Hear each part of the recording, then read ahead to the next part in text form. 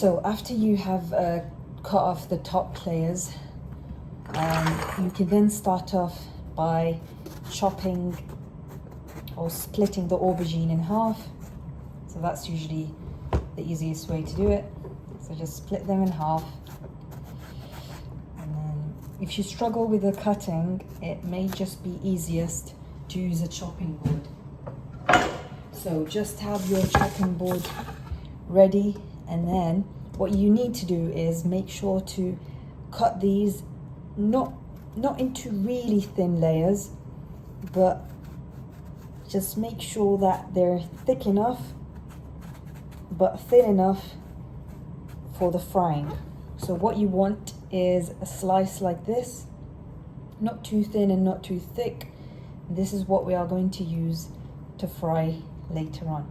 So again, the good thing about the aubergines is that they're pretty big and juicy, so you can get a few layers out of them. So just make sure you've got those slices. So I'm gonna have this one. I'll just keep this one as it is because it'll get too thin if I cut it again. But if you want yours a bit thinner, you can just cut this one into two again. So just repeat that with the remainder of the slices.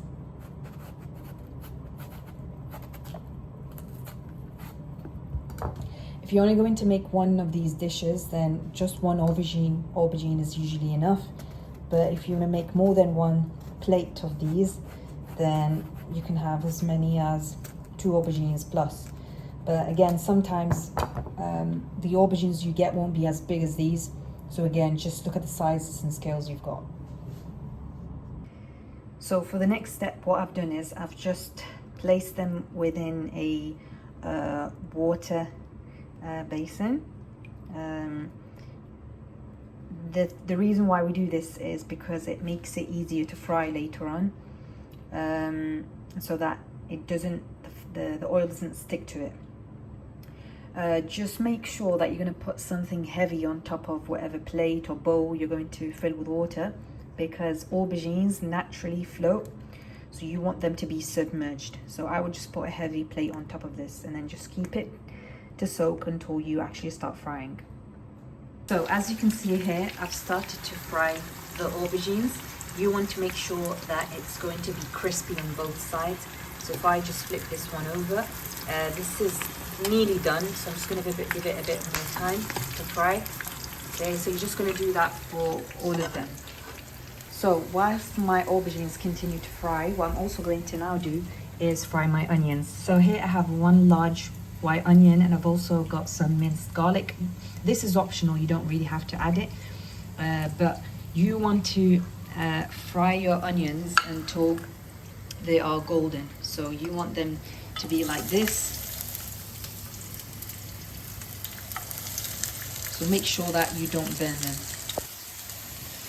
So just like this, you have your onions turning golden. So we're gonna make sure that we keep an eye on them so that we don't overcook them. We just want them to become a bit soft. Okay, you also still have those frying over there.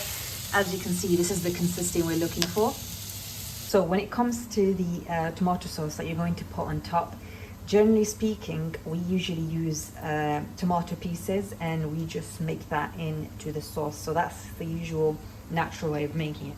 But because I'm in a bit of a hurry, I'm just going to use some pasta sauce and add a bit of my own little sides. So a bit of the seasonings, even though I think this one's already seasoned.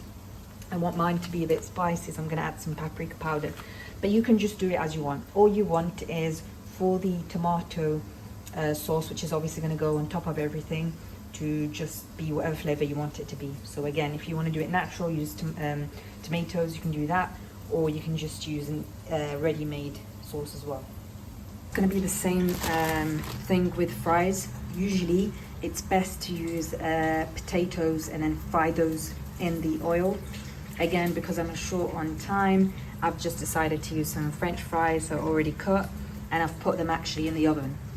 So usually the best taste comes out when you fry the fries. Okay, so again, if you want to use ready cut fries, you can use that. If you want to just make potatoes from scratch, cut them up and then fry them, even better. So what you need to do now, again, if you used oven fries or you've fried the fries, these are the ones that go at the bottom, okay? So you're gonna make the base with the fries. Try to flatten them down if you can.